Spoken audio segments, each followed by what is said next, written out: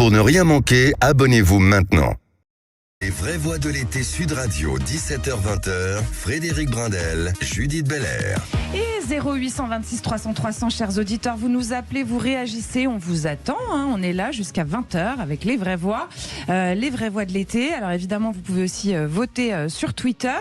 Et puis on accueille Marie-Alice qui nous appelle d'Agen dans le Lot-et-Garonne. Bonjour Marie-Alice. Bonjour. Bonjour Marie-Alice. Lot-et-Garonne. Alors j'ai ma question. Allez-y, géographie. Quelle ville? Agen. Agen, c'est la préfecture. C'est la préfecture. C'est bien. Non, mais c'est parce que je déteins sur lui. Voilà. Elle n'est pas obligée d'être à Agen. Vous n'êtes pas obligée d'être blonde non plus. Mais moi je suis pas obligé d'être Agen non plus. Voilà, c'est ça. Alors Marie-Alice, nos deux questions du jour, je vous l'ai dit. D'ailleurs, je peux faire déjà un petit point sur Twitter parce que ça s'excite. Question du jour, le respect de l'autorité, les savoirs fondamentaux. On le sait, Gabriel Attal au ministère de l'Éducation. Est-ce qu'il va redynamiser l'éducation nationale, Gabriel Attal? Alors juste avant que vous répondiez, Marie-Alice, un petit point sur notre sondage Twitter. Eh bien, vos chers auditeurs, vous dites non à 95% a priori. C'est assez tranché. Oui. Et votre avis à vous, Marie-Alice, alors? Alors moi, mon avis, c'est que la tâche va s'avérer difficile. Après, donnons le bénéfice du doute, parce qu'après tout, oui. Eh oui, mais vous avez raison. C'est ce qu'on appelle la sagesse. Voilà. Et en tout cas, ça lance le débat. Autre question sur laquelle vous reviendrez tout à l'heure, Marie-Alice. À 18h30, on vous pose la question sur le vote de l'Assemblée nationale et puis Rassemblement national. Voyez vous aussi, c'est le problème de la ville d'Agen. C'est le problème de la ville d'Agen, c'est pour ça.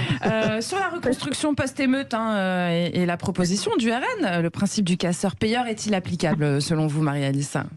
Oui. Et là, c'est clair. De façon catégorique. Pour moi, oui. Bon, très bien. Nous vous retrouvons tout à l'heure. On va vous retrouver tout au fil de l'émission. Et nous allons vous présenter nos 3 vraies voix. Très important. De ce vendredi soir. Alors, il est incontournable le vendredi. Il a sa place. Chiche. Allez, c'est René Chiche, directeur des rédactions du groupe Entreprendre La Fond Presse. Un homme qui a donc du pouvoir. Beaucoup de pouvoir. Oui. Moins que Monsieur de Rugy, que François. Moins que François. Donc vous êtes en train de nous spolier. Vous êtes en train de nous spolier notre présentation. Parce que moi j'avais un petit compliment pour François. Il aime bien faire des compliments, Frédéric. Allez, on vous écoute. Commencez par François, du coup, Frédéric. C'est vrai. Ancien ministre et ancien président de l'Assemblée nationale. Ce n'est pas sans une vraie émotion que je vous présente celui qui est désormais maintenant loin de tout cela parce que il a décidé d'optimiser sa vie et il le fait si bien. Oh, c'est une belle présentation. On est jaloux d'une telle introduction. Pierre-Yves Martin, je ne ferai pas une aussi belle introduction, mais je peux dire que vous êtes consultant et qu'on est ravis de vous recevoir ce soir. Ça vous va comme ça? Et que ça faisait un petit bout de temps qu'on n'avait pas eu Pierre-Yves et il nous manquait. C'est gentil, Frédéric. Merci. Et c'est réciproque. Merci. Allez, un petit spécial discours d'Emmanuel Macron, tout de suite. C'est parti. C'est parti. Les vraies voix Sud Radio. Ce matin, il a pris la parole. Il était, à peu près, parce qu'il avait donné rendez-vous à 11h et puis ça commence à 11h25. Comme d'habitude, nous allons avec vous, les vraies voix. Vous pouvez intervenir au 0826 300 300. Vous demandez votre avis. Est-ce que ça a été convaincant? Les vraies voix vont répondre. 4 grands chantiers. Le premier. Et oui, le chantier de l'éducation nationale, évoqué par le président Emmanuel Macron. On écoute. Accueillir plutôt à la maternelle. Continuer de faire l'effort pour nos compatriotes qui sont dans les milieux les plus défavorisés, comme nous l'avons fait sur les CPCE1, en le faisant là aussi dès la maternelle. La rentrée va permettre d'avancer avec, entre autres aussi, des aménagements que j'ai demandés pour l'organisation du baccalauréat et l'amélioration de Parcoursup, 2 sujets essentiels. Alors, très important, il y a eu la nomination de Gabriel Attal, on va en reparler tout à l'heure, mais François de Rugy, on sent bien qu'il a commencé par ça, par l'éducation. C'est ce qui peut-être justifie le fait de changer de ministre, puisqu'il n'y a pas eu beaucoup de changements de ministre dans ce remaniement, mais quand même, l'éducation nationale, c'est le premier poste de dépense dans le budget de l'État. Je pense qu'en plus, au-delà de ça, les Français sont tous attachés, en fait, à la réussite scolaire. Même quand on n'est pas parent d'élèves ou même quand on n'est plus élève depuis très très longtemps, on est attaché à la réussite scolaire, aux bons résultats à l'école. Et on souffre tous, je pense, un peu confusément de voir que malheureusement, les résultats ne sont plus là et qu'on n'a jamais autant dépensé pour l'éducation nationale. Ça, c'est un constat objectif, incontestable. Je rappelle que le budget de l'éducation nationale, il augmente alors que le nombre d'élèves baisse. parce qu'il y a eu moins de naissances, en gros, depuis l'an 2000. Et puis, d'un autre côté, dans les classements internationaux, pendant très longtemps, on a plutôt régressé dans les comparaisons internationales. Ça commence tout juste à se stabiliser, à se réaméliorer. Donc, c'est le défi de Gabriel Attal. Après, ce qui me frappe dans l'extrait que vous avez passé du président de la République, moi, je ne l'ai pas entendu, j'étais en rendez-vous non-stop toute la journée. Mais oui, vous avez une autre vie maintenant. C'est que il a parlé de choses un peu terre à terre. L'accueil le matin, les remplacements. Alors qu'il y a 6 ans, quand il a été élu, il mettait vraiment l'école au cœur de son projet d'émancipation individuelle, de hausse du niveau de toute la nation, en quelque sorte. Donc on a l'impression que d'un grand dessin, on est arrivé maintenant à plutôt le règlement de petits problèmes qui sont réels et qui doivent soldat être éducation. réglés. Allez, deuxième chantier. C'est parti, le chantier de la santé, le deuxième évoqué par le président de la République. Le service d'accès aux soins sera généralisé d'ici la fin de l'année. Et au fond, le cap est là pour nos compatriotes. Trouver un médecin pour les plus de 600 000 Françaises et Français qui, étant âgés ou en affection de longue durée, n'en ont pas aujourd'hui d'ici la fin de l'année. Et permettre d'avoir des urgences désengorgées pour la fin de l'année prochaine. René Chiche, santé, on a l'impression, bon là aussi, nouveau ministre, Aurélien Rousseau et autre gros point. Ouais, déjà, je partage ce qu'a dit François de Rugy sur l'éducation. Et c'est vrai que la santé, c'est l'un des autres dossiers prioritaires chez les Français. Avec aussi, la sécurité et le pouvoir d'achat quand même. Mais c'est vrai que la santé, c'est extrêmement important. Alors, il a nommé donc un de ses hommes de confiance, si on peut l'appeler comme ça, Aurélien Rousseau. Qui était l'homme de confiance de la première ministre. Mais avec qui il s'entendait pas bien du tout, avec Elisabeth Borne. Donc c'est juste, vous savez qu'une parenthèse, Elisabeth Borne n'était pas tellement favorable à la nomination d'Aurélien Rousseau à la santé. C'est Emmanuel Macron qui a réussi à le nommer. Au départ, elle ne voulait pas lui, parce qu'elle ne s'entendait pas avec lui. D'ailleurs, son départ de Matignon l'a prouvé. Mais maintenant, comme aussi l'a dit François par rapport à l'éducation, ce qu'il vient de dire là sur la santé, mais peut-être qu'on reviendra ensuite sur le sujet durant le débat, c'est que c'est quand même des choses qu'on a un peu déjà entendues et qu'on entend depuis des années. Le fait qu'il n'y ait pas assez de médecins, qu'il n'y ait pas assez de place dans les hôpitaux, vous voyez qu'il y a des problèmes comme ça. Donc on va voir ensuite dans les faits ce que va faire Aurélien Rousseau, mais qui visiblement n'a pas été tellement accepté déjà par certains syndicats qui l'attendent au tournant. Ça va être encore une sale histoire à mon avis pour lui. Pierre-Yves Martin, on n'a rien entendu de très concret ou pas sur la santé? Non, on n'a rien entendu de très concret, mais c'est l'objet de ma petite tribune tout à l'heure sur la fin de l'espoir de la santé. Je trouve que ça manque dans son approche, ça manque de profondeur, et ça manque aussi un petit peu de conviction. Je l'ai trouvé moins porté par une énergie positive qu'auparavant. Donc, est-ce que lui-même n'y croit plus trop ? Est-ce que c'est simplement un réajustement pour gagner du temps et puis pour redéfinir une stratégie ? En tout cas, que ce soit pour l'éducation ou que ce soit pour la santé, il y a un élément essentiel, c'est qu'il n'y a pas visiblement de vision qui est définie et qui est portée sur ces deux sujets-là. Après avoir évoqué le plan eau lancé cet été, Emmanuel Macron aborde le chantier de la planification écologique. On écoute. Sur le sujet de la planification écologique et de la transition de notre modèle, nous avons aussi passé des textes importants. 3. L'un pour déployer plus vite de l'énergie renouvelable, l'autre pour déployer plus vite du nucléaire, et 3, un texte de loi qui se finalise pour verdir plus rapidement notre industrie. Alors François de Rugy, c'était votre portefeuille. Allez, réaction, hein. Vous connaissez le problème. Oui, c'est un peu mitigé limite, quand même tout ça, non quand on l'écoute parler. Oui, mais là, ce qui me frappe, mais encore c'est des extraits, dans les deux autres extraits, et notamment sur la santé, des objectifs très rapprochés. Dire chaque Français aura un médecin à la fin de l'année, je crois que malheureusement c'est très difficile à atteindre et qu'on ferait mieux parfois de reconnaître que pour régler les problèmes il faut un peu de temps. Là sur l'écologie, il est plus justement on a fait un certain nombre de textes, maintenant il faut les mettre en œuvre. C'est des textes qui évidemment de loi vont produire des effets dans le temps. Sur le développement des énergies renouvelables, ça se voit, non pas grâce à ce texte, mais parce que ça vient, s'ajouter à une volonté qui était déjà là depuis des années. Ça ne plaît pas à tout le monde d'ailleurs. Il faut aussi être conscient de ça. Derrière, souvent, l'écologie, on croit que tout le monde est pour. Mais dès qu'on passe à l'action, tout le monde n'est pas pour tous les moyens que l'on veut mettre en œuvre. Après, sur l'industrie verte, là, le texte, il vient d'être fini d'être examiné à l'Assemblée nationale. Je trouve que c'est une très bonne chose que le Parlement ait pu examiner ce texte et l'adopter à l'Assemblée sans trop de vagues, contrairement à d'autres textes auparavant, parce que c'est vraiment un beau sujet de se dire qu'on va réindustrialiser la France et écologiser l'industrie. Alors le dernier des 4 grands chantiers, c'est l'ordre républicain. On écoute Emmanuel Macron. Nous avons adopté une loi de programmation en matière de justice qui, là aussi, vient conduire un investissement inédit de la nation. Plus de magistrats, plus de personnel des greffes et personnel administratif, un investissement dans la pénitentiaire avec de nouvelles places de prison, mais aussi des réformes profondes au service de nos compatriotes et d'une justice plus efficace, plus rapide, plus proche. Pierre-Yves Martin, c'est là qu'il est attendu aussi parce qu'on sort d'une période d'émeute et forcément on a vu que l'ordre républicain avait du mal à régner. Oui, il y a une vraie contradiction après ce dernier axe qu'il énonce. Un sur la justice, parce que comme disait François, c'est bien un domaine où il faut du temps. Et il faut laisser vraiment du temps au temps, avec une vraie vision long terme. Donc on peut pas faire de miracle en 2 secondes.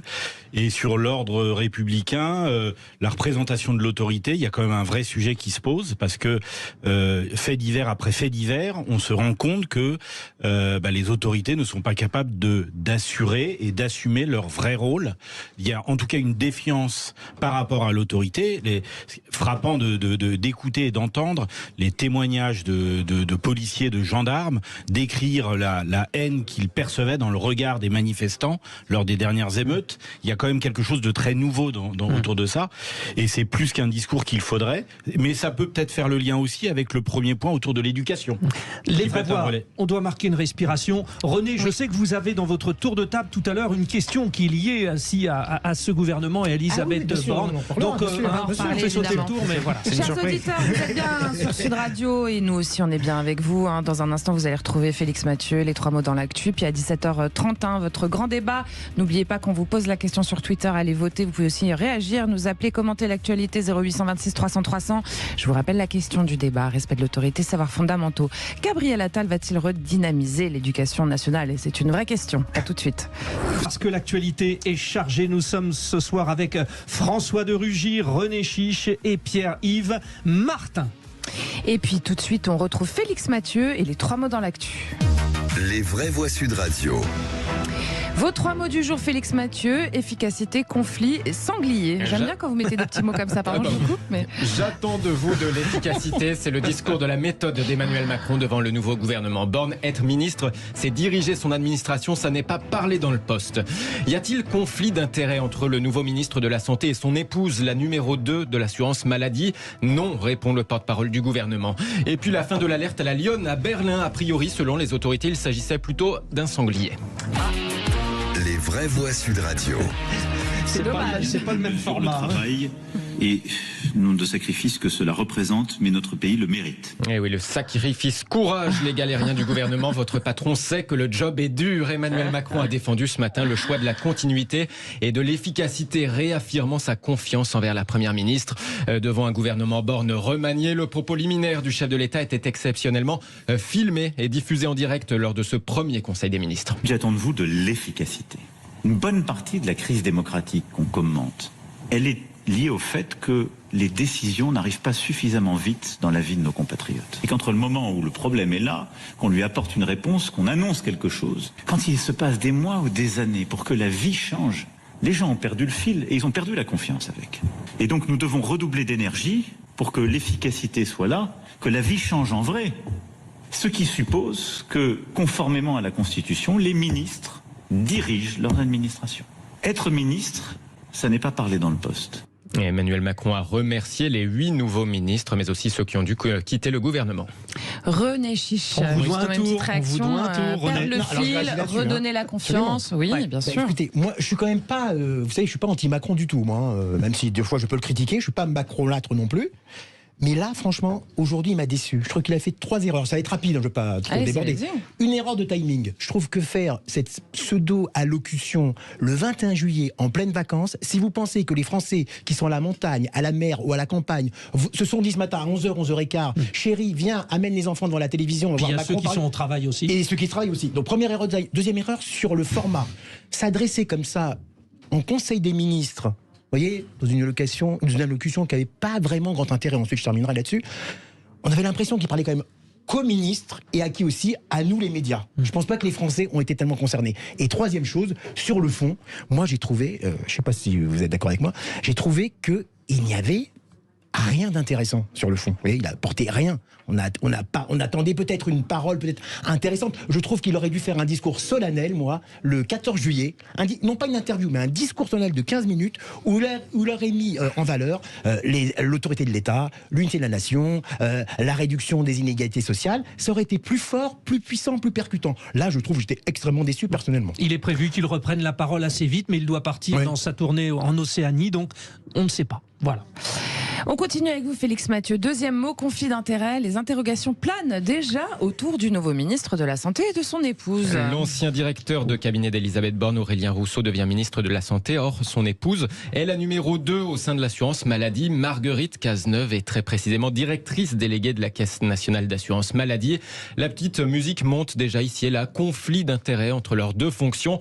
Critique réfutée tout à l'heure par l'ancien ministre de la Santé et actuel porte-parole du gouvernement, Olivier Véran. C'était juste après le Conseil des ministres. Non seulement il n'y a pas de conflit ni de lien, puisqu'on parle là de public. L'épouse du ministre de la Santé travaille dans le secteur public en matière de politique de santé. Donc il y a des règles qui sont établies. Il y a une haute autorité pour la transparence de la vie publique qui est saisie de cette question, qui a déjà mis en place des recommandations dans ce type de situation, de manière à ce que tout ce qui pourrait concerner directement l'activité de son épouse fasse l'objet d'un déport du ministre. C'est déjà arrivé par le passé. En tout cas, la Caisse nationale d'assurance maladie, dans une note juridique, donne son feu vert. Elle estime les deux fonctions compatibles, à condition que le ministre se déporte sur toute décision en lien avec la situation personnelle de sa compagne. La haute autorité pour la transparence de la vie publique devrait se prononcer dans les prochains jours sur justement ces mécanismes de déport. Puis votre troisième mot, c'est un petit gag quand même. Sanglier. À Berlin, la lionne en liberté n'était pas une lionne, c'était un sanglier. C'est moins magique, c'est moins magique. C'est moins drôle, Avec le masque du roi Lion. Fin de l'alerte aux fauves dans la capitale allemande. Pourtant, de gros moyens avaient été déployés durant 24 heures. Des hélicoptères, des drones, des policiers, des vétérinaires en goguette, des habitants confinés. Et ces témoins, je vous en parlais hier, qui disaient avoir vu cette lionne poursuivre un sanglier. Justement, après toutes ces vaines recherches, les autorités allemandes estiment que la lionne était elle-même un sanglier. Autrement dit, la lionne en train de poursuivre un sanglier, c'était en fait deux sangliers en train de courir ensemble apparemment. En tout cas, ce dénouement donne une saveur toute particulière au témoignage de cet habitant dont on parlait hier au micro de l'AFP. Ich habe schon ein bisschen Panik gekriegt, muss ich ehrlich sagen, weil das war schon etwas anderes Kaliber als normaler. J'ai un peu paniqué parce que c'est un plus gros calibre qu'un chien, expliquait-il. Et effectivement, avec le recul, on veut bien le croire. Les sangliers et les lionnes ont ça en commun que c'est plus gros qu'un teckel. Effectivement, il y avait donc de quoi s'y méprendre. La chanson des lionnes. J'ai une question. Qu'a donné le résultat de l'éthylotest du monsieur? Comme Et quoi, puis, même en Allemagne, il peut y avoir des hallucinations collectives. Voilà, ça existe. Rigoureux s'il en est. Il y en a eu dans le passé, donc. Et puis, Félix, à propos d'histoire qui feuilletonne, en bref, le fin mot de l'histoire sur cette polémique au sein de la Commission européenne. Oui, on vous en avait parlé ici même. La France et la plupart des groupes politiques avaient critiqué la décision de nommer une américaine, une ancienne consultante d'Apple, Microsoft et d'Amazon comme économiste en chef à la direction de la concurrence. La Commission n'avait rien voulu savoir, droite dans ses bottes. Et bien, face à la controverse, Fiona Scott Morton a finalement jeté l'éponge d'elle-même. Elle renonce à ce poste à Bruxelles. Décision d'ailleurs que disent regretter les responsables de la Commission européenne. Merci bien, cher Félix. Eh bien, chers auditeurs, vous continuez à réagir, à nous appeler au 0826 300 300. Dans les vraies voix de l'été, on vous attend. Il y a Aude qui vous attend au standard. Toujours voilà. Aude, vous êtes bien reçu. Voilà. Et puis, on vous rappelle aussi qu'il faut voter sur Twitter. Il y a notre grand débat qui arrive. On vous rappelle la question de cette première question. C'est respect de l'autorité, savoirs fondamentaux. Gabriel Attal va-t-il redynamiser l'éducation nationale selon vous? Au niveau du pourcentage, on avait une petite idée quand même. On était à 95% il y a 5 minutes. Mais pourquoi pas? C'est pour ça qu'il faut voter. Pour rééquilibrer si vous avez envie ou pas. On vous attend. Nous, on est là en tout cas. À tout de suite. C'était Sud Radio, 17h-20h, Frédéric Brindel, Judith Belair. C'est le moment où nous débattons, les choses sérieuses commencent. Et ça tombe bien, nous avons 3 vraies voix particulièrement débatteurs dans l'âme. René Chiche, directeur des rédactions du groupe Entreprendre la Fond-Presse. Pierre-Yves Martin, consultant, qui est une des références chez les vraies voix. Et puis François de Rugy, oui, l'ancien ministre et l'ancien président de l'Assemblée nationale. Laissez-moi apprécier ce moment. Je suis content. Chacun son compliment quand il le faut. Allez, c'est parti. Les vraies voix Sud Radio, le grand débat du jour. Grand bonheur pour la droite sénatoriale. Gabriel Attal remplace Pape Ndiaye à l'Éducation nationale, le pire ministre de ces dernières années d'après Max Brisson, qui est sénateur LR. La gauche, quant à elle, espère que Gabriel Attal se saisira de la question de la mixité sociale dans le privé. Une petite phrase d'humour de Pierre Ouzoulias, sénateur communiste des Hauts-de-Seine, où Gabriel Attal est conseiller municipal à Vanves depuis 2014. Pour illustrer son collègue, il le définit comme un ancien camarade socialiste. Ce qui nous amène à la question du jour, chers auditeurs. Respect de l'autorité, savoirs fondamentaux. Gabriel Attal va-t-il redynamiser l'éducation nationale? Et puis pour continuer à répondre à cette question, nous accueillons également Catherine Nave-Becti, qui est secrétaire générale du syndicat SGEN-CFDT, syndicat général de l'éducation nationale. Le fameux SGEN. Voilà. Eh oui. Bonjour. Bonjour Catherine. Bonjour. Catherine, bonjour. On vient vous retrouver simplement. Écoutons d'abord Gabriel Attal, donc le tout nouveau ministre de l'Éducation nationale, qui a fixé ses objectifs hier lors de la passation de pouvoir avec son prédécesseur Pape Ndiaye. Après ce que le pays a traversé au début du mois de juillet, il faut en revenir à des choses simples. Le respect du professeur et de son autorité, la maîtrise des savoirs fondamentaux, le respect de la laïcité, alors que nous sommes tous, et tu l'as dit, encore si douloureusement meurtris par l'assassinat de Samuel Paty. Mon deuxième objectif, c'est de garantir que chaque élève, chaque jour de l'année, aura un professeur face à lui, parce que nous aurons des professeurs heureux d'être au travail et d'enseigner. Catherine Nave-Becti, sur la forme, le discours était plutôt convaincant, point d'interrogation. Disons que c'est un discours qui a le mérite de la clarté. Ceci dit, toute la question est celle de la capacité à améliorer les choses à l'éducation nationale pour les élèves, mais aussi pour les personnels, puisque nous, ce qu'on constate en tant que militants syndicaux, c'est qu'il y a un fort épuisement professionnel et beaucoup d'établissements où on manque d'enseignants, pas seulement pour des remplacements de courte durée, mais aussi pour des remplacements de très longue durée. Et c'est bien ça les défis auxquels nous sommes confrontés avec, depuis plusieurs années, des grandes difficultés à recruter. François de Rugy, dans ce que dit Gabriel Attal, on entend 3 fois quand même le mot respect. C'est un mot très important qui est dit avec beaucoup de conviction, quoi. Et je pense que c'est vraiment le maître mot de cette transformation nécessaire de l'éducation nationale. Alors je précise d'abord que moi je suis un peu en conflit d'intérêts parce que je suis petit-fils d'instituteur, fils de prof et frère d'une prof. Donc nous vous donnons je quand même connais la bien parole, par ailleurs, je connais bien la grande maison éducation nationale. Je sais les pesanteurs qu'il y a dedans. En général, le premier réflexe des enseignants, c'est un peu un réflexe défensif face à tout changement.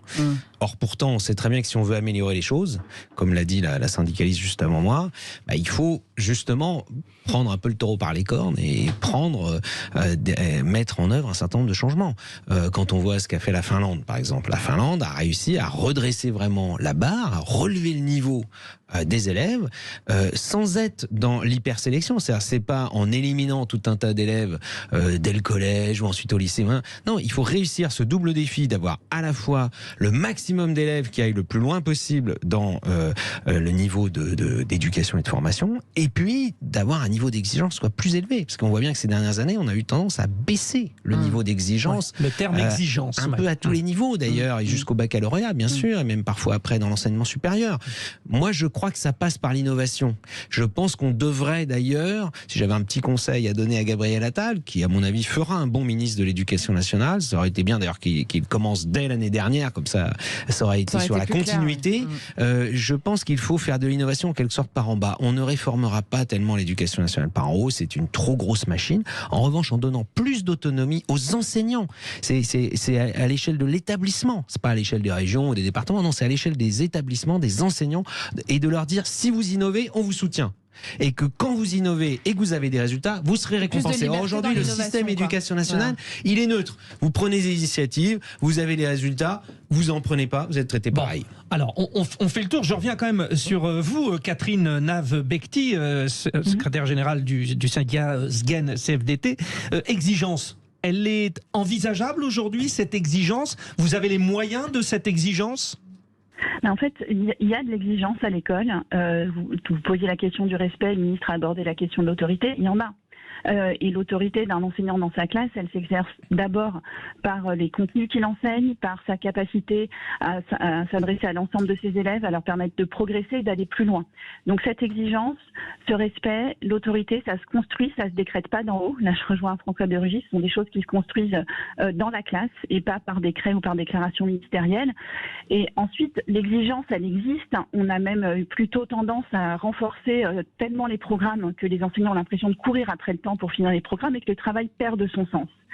Donc je pense aussi qu'il faut regarder en vrai ce qui se passe dans les classes, sans écraser des reliefs. Il y a des endroits où c'est plus difficile que d'autres, on le voit bien. Les collègues décrivent des conditions de travail différentes d'un établissement à l'autre. Mais il ne faut pas tout peindre en noir non plus. Et quand on parle d'initiative, c'était déjà ce qu'annonçait Emmanuel Macron le 25 août de l'an dernier.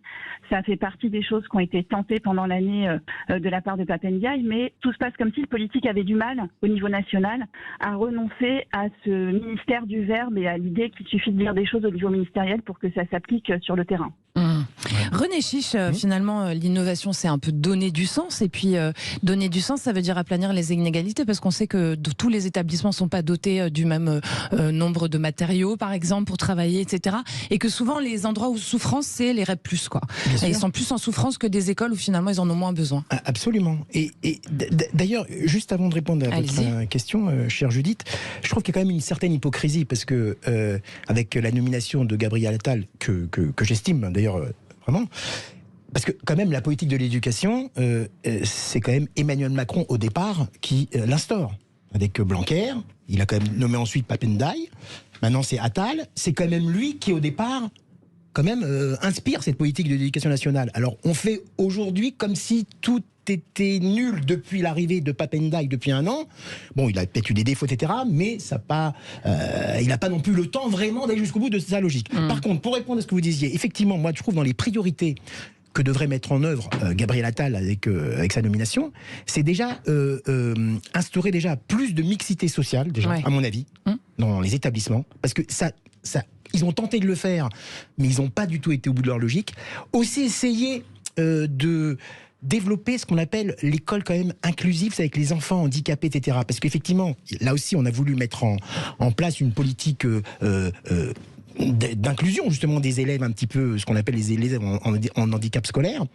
Mais on n'a par contre pas du tout donné les moyens pour s'occuper de ces enfants. Et aussi, on a fait une grosse erreur, c'est qu'on a voulu mêler dans les mêmes classes des enfants soit dyslexiques, un peu autistes, un peu sourds et malentendants. Les enseignants et les accompagnants n'étaient pas vraiment formés pour gérer ce nombre de classes, où il y avait vraiment 40-45 élèves. Donc il y a beaucoup de chantiers. Et dernière chose, concernant l'autorité, bien sûr que c'est important l'autorité, mais ça peut être un mot un peu vague. Or c'est de l'humain quand même les professeurs. C'est quand même... Et moi je suis comme vous, François, mon père a été fonctionnaire et pour finir à un assez haut niveau avec les concours internes à l'éducation nationale. Donc je sais aussi de quoi ça parle un peu. Et les professeurs aussi ce sont des humains. Or il y a des professeurs, il faut quand même oser le dire, et peut-être que notre interlocutrice au téléphone me répondra, il y a des professeurs qui ne sont pas autoritaires, qui n'arrivent pas à instaurer une autorité naturelle. Il y a des professeurs qui sont plus discrets. On a tous connu ça. Il y a des profs qui entraient dans la classe, on avait peur d'eux. Enfin, peur du côté positif.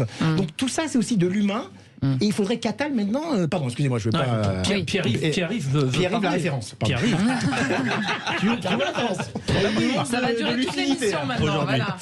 Pierre-Yves Martin, va-t-il dynamiser l'éducation nationale, Gabriel Attal? C'est notre question. Deux éléments peut-être. Le premier, c'est que me semble-t-il, pour diriger ce ministère, il y a besoin de 2 compétences. Une compétence technique, notamment sur la pédagogie, la capacité à choisir les bonnes approches.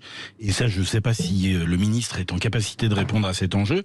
Et la deuxième approche, c'est effectivement une capacité à mener une vraie politique, donc à gérer ses réseaux correctement. Ce qu'il doit certainement faire avec cette fameuse relation avec les syndicats, qui est quand même super compliquée. Il y a quand même beaucoup de ministres de l'Éducation nationale dans le passé qui ont opté pour la tranquillité et le conservatisme, avec une pacification des relations avec les syndicats, et ça se passait bien. Le dernier élément, j'aime bien cette approche par le terrain, François, que vous évoquiez tout à l'heure. Et avant même le sujet de l'innovation, il me semble qu'il y a un enjeu immense qui est de de réapprendre à se parler. J'ai l'impression que dans le monde de l'éducation, c'est quoi le monde de l'éducation ? Ce sont les professeurs, ce sont les élèves, ce sont les parents, ce sont les directions d'école et d'établissement. Et j'ai l'impression que tout cet écosystème, tout ce monde-là, il ne se parle plus. C'est clan contre clan. Et donc du coup, il y a certainement un vrai travail pour créer les conditions pour que le dialogue reprenne et qu'à partir de là, on définisse une vision et une feuille de route. Catherine Navbekti, finalement, le dialogue, il reprend si on met une feuille de route en place, vous pensez vraiment ? Alors, en fait, le dialogue, il se pose à plusieurs étages. Là, vous évoquez dans votre émission l'arrivée d'un nouveau ministre. Ouais. Le dialogue social au niveau ministériel, il existe. Il y a des concertations régulièrement. Il y a même eu des négociations ces dernières années qui ont abouti, par exemple, à la signature d'un accord sur le télétravail. Il y a une négociation qui est en cours sur la protection sociale complémentaire pour les personnels. Puis, il y a des sujets de désaccord forts, comme il y en a eu sur les rémunérations et en particulier sur le pacte, où là, c'était de la concertation. Et après, au niveau local, ce que vous évoquiez à l'instant, c'est compliqué pour que le dialogue soit perçu comme existant au quotidien, parce qu'il existe quand même. Il y a des réunions parents-professeurs, il y a des rencontres entre les enseignants et les parents d'élèves. Il y a aussi des échanges évidemment au quotidien avec les élèves au cœur de la classe.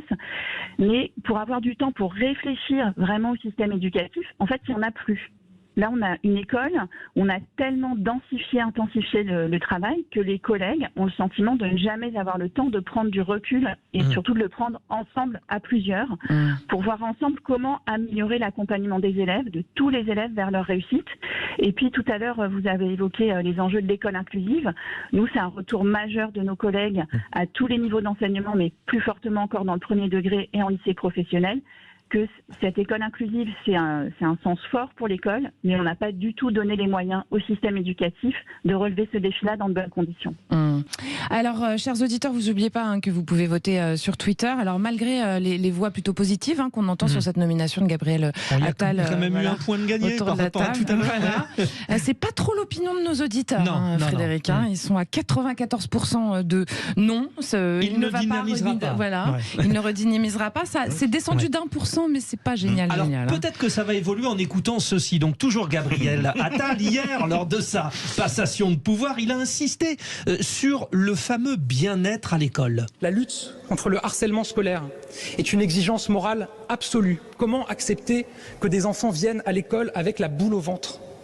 Comment accepter que des enfants se donnent la mort à cause de ce qu'ils vivent à l'école ? L'école, ce doit être pour tout le monde le lieu de l'insouciance, le lieu où les destins se réalisent. Alors oui, je suis jeune, j'ai 34 ans, mais je veux rappeler qu'on peut avoir 34 ans et de lourdes responsabilités. 34 ans, de lourdes responsabilités. 0826 300 300 en philo standard. Vous pouvez appeler Aude, réagir, chers auditeurs, vous le savez. Marie-Alice, je rappelle que vous êtes infirmière libérale et que vous nous appelez d'Agen dans le Lot-et-Garonne. Qu'est-ce que ça vous évoque tout ça finalement ? Alors moi je pense qu'effectivement le bénéfice du doute doit être conservé parce que comme l'on dit, Paris ne s'est pas fait en un jour, c'est une lourde tâche. La santé, que ce soit l'éducation aussi, sont les parents pauvres un peu de notre système actuel et je trouve dommage que d'emblée tout le monde soit négatif. Je pense qu'effectivement il y a du positif, du négatif et qu'il faut savoir peser les choses. Après, ce ne sera pas une tâche facile, c'est certain, mais les échanges sont très importants. La relation, on a perdu un peu tout ce sens du dialogue avec le Covid. Tout le monde était dans son coin, les enfants derrière leurs ordinateurs, etc. Ouais, c'est ce qu'évoquait Pierre-Yves, effectivement. Et ça, voilà, c'est... Et les parents se sont retrouvés un peu démunis. Je pense aussi qu'il est important et qu'il va être important de recentrer aussi le rôle des parents dans l'éducation et dans l'école. Oui, crucial. On a un rôle important. François de Rugy, parent pauvre comme le dit Marie-Alice ou pas à l'éducation nationale ? Moi je réagis toujours, mais à chaque fois quasiment que je viens dans l'émission, je réagis quand même sur cette tendance qu'on a à dire on ne consacre pas assez de moyens, on fait des économies sur la santé. Non, non, il suffit de regarder les chiffres. En France, on n'a jamais dépensé autant pour l'éducation nationale. Et pourtant, il y a moins d'élèves. On n'a jamais dépensé autant pour la santé. Aussi, ouais. Alors, en revanche, que les Français ressentent mal, qu'en effet, on n'arrive pas à remplacer les profs, qu'on n'arrive pas à avoir des médecins, ça se comprend d'autant plus qu'on dépense beaucoup d'argent. Mais donc, ça veut dire que c'est pas une question de moyens, que c'est une question d'organisation. Et que si on ne veut pas revoir un minimum les organisations, par exemple de l'éducation nationale, par exemple la question du recrutement, on a énormément de mal à recruter aujourd'hui des enseignants par les concours. Est-ce que c'est pas justement le système des concours qu'il faudrait changer? Est-ce qu'on ne devrait pas recruter les enseignants autrement? Est-ce qu'on ne devrait pas dire aux enseignants, quand on vous recrute, c'est pas pour 40 ans ou pour 45 ans? C'est peut-être vous allez faire ça pendant 10 ans, puis après vous allez faire autre chose. Et d'ailleurs l'État peut-être vous proposera autre chose, et ainsi de suite. La syndicaliste a fort bien dit que beaucoup d'enseignants sont usés au bout d'un certain nombre d'années, et bien avant l'âge de la retraite. Justement, donc ce sont des questions qu'on devrait aborder en termes d'organisation, presque je dirais de management, même si je sais que c'est un gros mot pour beaucoup de fonctionnaires, mais de management d'une grosse administration. Vous savez combien il y a de personnel à l'éducation nationale? 1 million de personnes. Bon, sur la vocation, René Chiche, on sent bien que ça fait plus rêver le métier de prof. Pardon, ça fait plus rêver. Ça fait plus rêver parce que déjà au niveau, pour être un peu terre à terre, au niveau du salaire, ça ne fait plus rêver effectivement. Les gens qui s'engagent dans l'enseignement, qui gagnent, je crois, 1800, entre 2000. 1800 et 2500 maximum. Voilà, donc effectivement, alors maintenant, on peut se dire que ça peut être aussi une vocation et une passion d'enseigner. Certains considèrent ça même comme le plus beau métier du monde. Mais il est vrai qu'aujourd'hui, dans notre société actuelle, c'est plus peut-être comme il y a 30 ans. C'est beaucoup plus difficile de vivre au quotidien. Vous avez beaucoup de professeurs et d'enseignants ou d'instituteurs qui ne peuvent même pas vivre à Paris. Ils sont obligés de travailler soit en banlieue, soit dans le c'est compliqué de payer un loyer avec 2500 € par mois. Donc effectivement, ça peut quand même jouer là-dessus. Elle est encore en ligne pas ce que je voulais une question, je ne sais pas. Oui. Oui, non, Catherine. Catherine, pardon. Bien sûr, elle est là. Je peux lui poser une question. Allez-y, une question rapide. Voilà, je voulais juste revenir à la notion d'autorité des professeurs dont je parlais tout à l'heure. Alors Catherine, j'ai oublié son nom de famille. Catherine, est-ce que vous pensez... Navbekti. Voilà, Catherine Navbekti. Est-ce que vous êtes d'accord avec moi quand je disais que l'autorité des professeurs, ça dépend de chaque humain. On ne peut pas instaurer comme ça, par l'intermédiaire d'un ministre, l'autorité. Est-ce que c'est pas... tous les professeurs ne sont pas dans le même moule? Elle vous répond. C'est ce que je disais tout à l'heure, c'est-à-dire que l'autorité, elle s'exerce dans la classe, par chaque enseignant à sa manière. Et elle s'exerce essentiellement, d'abord, elle est reconnue par les élèves, par l'enseignement qu'on dispense, par la qualité des relations qu'on instaure avec les élèves. Et c'est ce que montrent beaucoup d'études, qu'elles soient sociologiques ou de didactique, que la clé dans le métier enseignant, c'est la capacité à ajuster son geste professionnel, son intervention professionnelle à ce qui se passe dans la classe. Et donc, d'une certaine manière, le même enseignant va exercer son autorité aussi de manière différente, selon l'ambiance de la classe, selon s'il y a une tension particulière, si au contraire c'est particulièrement détendu et qu'on peut même parfois, et ça arrive heureusement régulièrement, transmettre des savoirs, permettre aux élèves d'apprendre avec de l'humour. Pierre-Yves Martin, c'est pas un mot d'unique. Pierre-Yves Martin, vous avez la responsabilité de la conclusion en 20 secondes.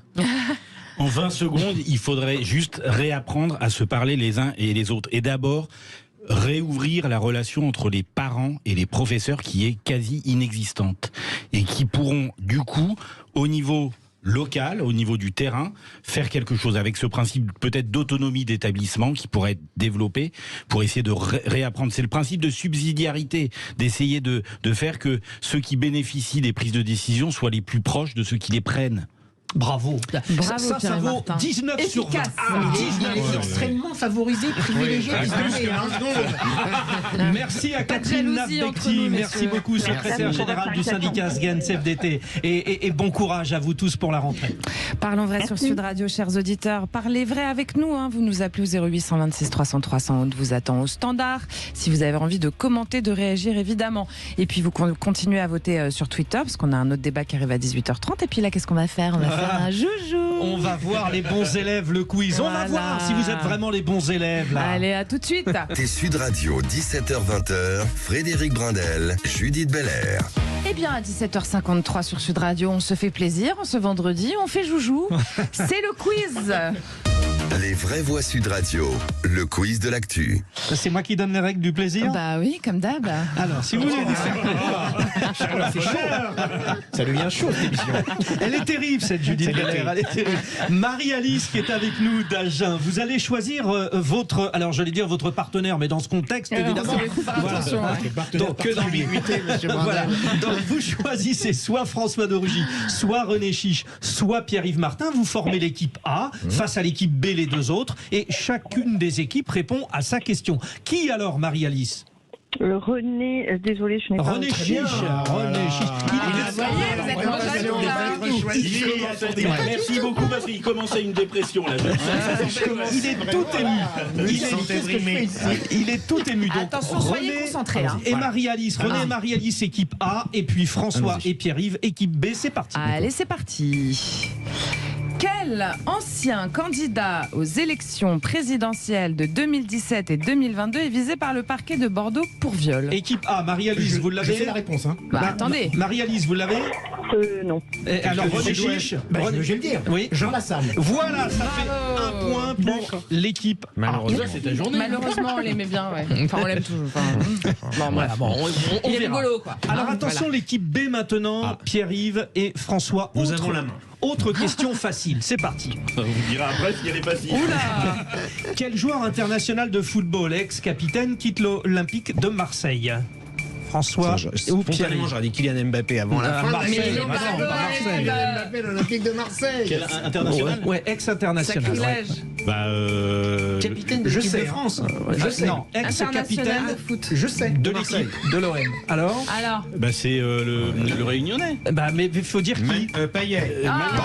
Oui, vous l'avez. Dimitri Payet. Je les confonds toujours. Et je précise que vous êtes allé au bout du temps réglementaire. Il faut répondre rapidement. Pas la peine de le préciser. Mais on n'a pas de buzzer pour appuyer dessus. Équipe A maintenant, Marie-Alice et René. Attention, Marie-Alice, elle est facile, hein, celle-là. Hein. Allez, c'est parti. Qui vient d'être nommé ministre de la Santé? Je sais. Oui. Allez-y, au hasard. Gabriel Attal. Non. Je le dis. Non. Johnny Hallyday. Non, c'est le... Allez, dis-toi, Marie-Alice. C'est l'ancien, Bernard Kouchner. l'ancien responsable de l'ARS. Arrêtez l'équipe. Allez, René Chiche. Allez, René Chiche. Aurélien Rousseau. Marie-Alice, vous avez eu raison de choisir René. Vous avez eu raison. Attention à l'équipe B, c'est parti. Celle-là aussi, elle est facile. Hein. Qui vient d'être nommé secrétaire d'État chargé de la jeunesse et du service national? Prisca Thévenot. Oh, bravo, il connaît sa feuille de route. Il est bon, François. Nous sommes à 2-2, il y a un suspense énorme. Les deux dernières questions. Question A. C'est le but en or, là, on est d'accord. Hein. Vous êtes prêts? C'est parti. Allez, selon Santé publique France, combien de noyades ont été enregistrées entre le 1er juin et le 12 juillet 2023 à 20 unités près à peu près? Soit Marie-Alice, soit René. Allez, Marie-Alice, on vous pose la question quand même à vous, vite fait, au hasard. Oui, 20. 20? Non. À 20 près? À 20 près. Je crois que À 20 c'est près. 350. Oh là là, mais ce René Chiche. pas. Mais ce René Chiche. On est alors plus de 360 noyades. son journal. En fait, je suis maître nageur dans le privé. Plus de 360 noyades ont été enregistrées en France, dont 109 décès, et pour la majorité des adultes. Hein. Donc, a priori, savent nager, on se demande Ah pourquoi. oui, c'était pas 360 décès quand même. Non, c'est Non, 360 noyades. Non, nous ne faisons pas dans l'horrible. Nous faisons en combien dans le de temps macabre. En combien de temps? Du 1er au En un 12, mois. du 1er juin au 12 juillet. Un mois et 10 jours. Quoi. Un mois et demi. Ouais, on n'a même pas un mois Je et demi. rappelle Ouais. qu'on a rendu obligatoire à l'école l'apprentissage de la natation. C'est vrai. Oui, mais c'est Alors souvent des gens attention, qui se baignent, on est en trop tout manger. se joue là-dessus. L'équipe Ah bon B, si vous répondez, il y a match nul. Si vous ne répondez pas, vous avez perdu. Top. Quel type de bombe l'armée ukrainienne a commencé à utiliser malgré les désaccords des pays européens? Bombe à sous-munitions.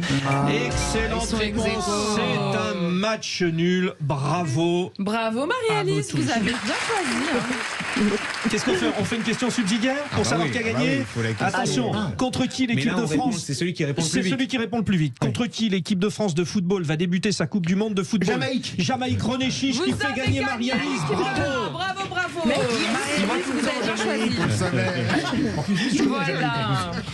Eh bien, chers amis, Sud Radio, il est 17h58. Est-ce que vous pensez que je vais arriver à animer ce soir? Je sais pas, mais je donne le numéro de téléphone de René Chiche à Marie-Alice. Alors c'est le 06. Non, je parle. Le programme qui suit pour vous, chers auditeurs, nos éditorialistes, le tour de table de l'actu des vraies voix, évidemment, sans oublier le débat à 18h30. Le coup de projecteur, je vous rappelle la question, vous n'hésitez pas à aller voter sur Twitter suite au vote à l'Assemblée nationale proposé par le Rassemblement national, reconstruction post-émeute. Le principe du casseur-payeur est-il applicable selon vous, chers auditeurs? Vous allez vite voter et vous nous appelez au 0826 300 300 pour réagir. À tout de suite. Bien André. Les vraies voix de l'été Sud Radio, 17h-20h, Frédéric Brindel, Judith Belair. Vous avez choisi Sud Radio et vous avez bien raison, ça nous fait bien plaisir, chers auditeurs. Vous nous appelez au 0826 300 300 pour réagir, pour passer un coup de gueule. Aude vous attend, la charmante Aude qu'on aime bien dans l'équipe. Et puis évidemment, vous votez sur Twitter. Et dans pas très longtemps, à 18h30, ça sera notre débat. Et nos vraies voix ce soir. Vous allez représenter, cher Frédéric. René Chiche qui a toujours plein de questions sur la météo uniquement. Pierre-Yves Martin qui est avec nous et puis François de Rugy. Messieurs, vous êtes prêts, armés pour débattre? Attention. Et tout de suite, ça clique sur les réseaux. Les vraies voix Sud Radio, ça fait du clic sur les réseaux sociaux. Le top de vos clics du jour, Félix Mathieu, parmi les messages adressés par le président Macron à ses ministres, il y a cet appel à l'exemplarité qui provoque quelques commentaires. Oui, c'était lors de cette vraie fausse allocution présidentielle ce matin, ce discours aux ministres retransmis en direct dans les médias. Alors non, le président de la République n'a pas dit « quand on est ministre, on ne pose pas dans Playboy », mais beaucoup imaginent qu'en fait, il y pensait très fort en disant ça. Exigence et exemplarité. Dans le moment que vit la nation, il est attendu des membres du gouvernement d'être à la tâche, au service d'un projet collectif et au service des Françaises et des Français. Vous êtes regardés dans tous les détails, si je puis dire, de votre action, de vos expressions, de votre vie. Et ce que nous devons au pays, c'est d'agir, d'expliquer, de répondre, toujours avec la plus grande dignité, parce que c'est le respect que nous nous devons et que nous devons à nos compatriotes. Et dans des temps où la violence langagière, parfois les comportements inappropriés, prennent trop de place dans la vie publique, il est attendu du gouvernement de la France d'être exemplaire. Séquence repartagée depuis sur les réseaux sociaux d'Emmanuel Macron. Exigence, exemplarité, mon message au gouvernement réuni ce matin au Conseil des ministres. Alors comme vous l'imaginez, il ne s'attire pas que des réponses bienveillantes. Vous nous prenez pour des idiots, écrit l'un. Combien de responsables condamnés dans votre majorité? On doit approcher la cinquantaine? Non, s'interroge un autre. Certains internautes jouent même au jeu de l'arroseur arrosé ou de c'est celui qui le dit qu'il l'est, vous savez, à propos de cette autre petite phrase du président Macron. Être ministre, ça n'est pas parler dans le poste. Et Viviane de rétorquer, être président, ce n'est pas parler dans le poste, ni se jeter devant les caméras. C'est vrai que pour l'anecdote, c'est plutôt rare d'avoir un moment du Conseil des ministres comme ça qui se trouve filmé et diffusé en direct comme ce matin. Ouais. Peu de réaction. Alors vous, ancien ministre, François de Rugy, ça ressemble quand même à un petit concours de bonne manière là, non? Oui, mais je pense que c'est surtout ça va, ça vient, parce que si les ministres ne faisaient plus d'interviews. Il y a des ministres qui en font très peu d'ailleurs. Par exemple, je pense que la ministre des Affaires étrangères en fait très peu. Le ministre de la Défense, Sébastien Lecornu, en fait très peu. Jean-Yves Le Drian, quand il était ministre, il faisait très peu d'interviews. Mais si tous les ministres faisaient ça, au bout d'un moment, on dirait, alors, on ne sait pas quelles sont les réponses du gouvernement aux questions que les citoyens se posent, aux problèmes qui se posent, etc. Et le président lui-même finirait par dire à ses ministres, et moi j'ai connu cette période-là, parce qu'au bout d'un an, en 2017-2018, il a dit non, mais il faut que vous alliez davantage défendre la politique du gouvernement. Et où le faire, sinon dans le poste, comme il l'a dit, c'est-à-dire le poste de radio, le poste de télévision, Internet, etc.